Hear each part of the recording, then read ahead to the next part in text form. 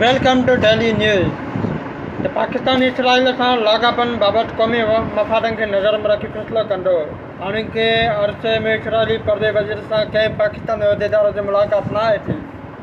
शफ़ाफ़ चूंडी इमरान ऐं जेल में क़ैद अॻवाननि खां सवाइ बि थी सघनि थियूं। इलेक्शन में फ़ौज जी धांधलीअ बाबति ॻाल्हि बेबुनियाद आहे।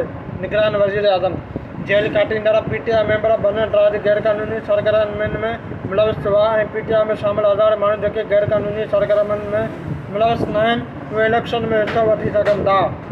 इमरान खे सवाइ इलेक्शन गैर आइनी हूंदी अवाम उहो हरगिज़ क़बूल न कंदो। तहरीक इंसाफ़ नवाज़ शरीफ़ जी वापसी ते रुॻो आइन तोड़ींदड़ परेशान आहिनि। मरियम नवाज़ शरीफ़ खे ॾे वापसीअ ते जेल नाहे वञणु। सिंध में अफ़गाननि सूदो गैरकानूनी 37 लख अफ़गानी सिंध में रहा पिया आहिनि।